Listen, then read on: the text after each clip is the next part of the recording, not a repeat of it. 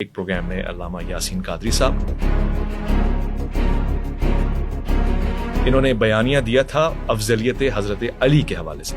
عالم ناسبیت کو میرا چیلنج. عبداللہ ابن مسعود کا یہ عقیدہ تھا کہ حضرت علی تمام اصحاب میں افضل ہے. بالکل افضل ہے. عبداللہ ابن مسعود کا یہ عقیدہ تھا. اس بیانیے کو چیلنج کیا تھا ہمارے دوسرے مہمان سید ذوالفقار شاہ گیلانی صاحب. یہ ثابت کر دیں جن صحابہ کرام کے نام لیے انہوں نے، یہ سند صحیح کے ساتھ اس بات کو ثابت کر دیں کہ ان صحابہ کا عقیدہ یہ تھا، ہم ان کی بات کو ماننے کے لیے تیار ہو جائیں گے. جو مولا علی علیہ السلام کو افضل نہیں مانتا، رافضی، شیعہ، گمراہ، آپ کے اسی کراچی میں فتوے لگائے گئے جہنمی. ہم یہ فتوے نہیں لگاتے، ہم تو مولا علی علیہ السلام کی افضلیت کے دلائل دیتے ہیں اور گج ود کے دلائل دیتے ہیں. ہم کہتے ہیں اللہ نے پاک محمد کے بعد علی جیسا کائنات میں بنایا ہی نہیں.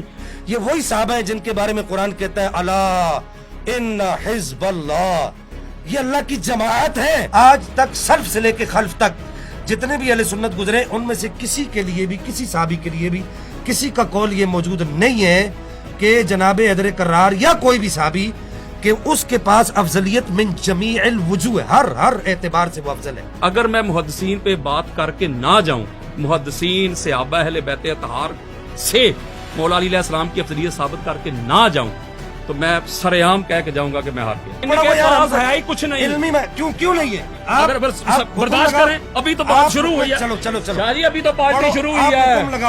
آگے دیکھیے ہوتا ہے کیا. تمہیں پتہ ہی آپ نہیں نے ہے لڑائی تمہارے کرنی ساتھ ہو ہے. کیا گیا ہے.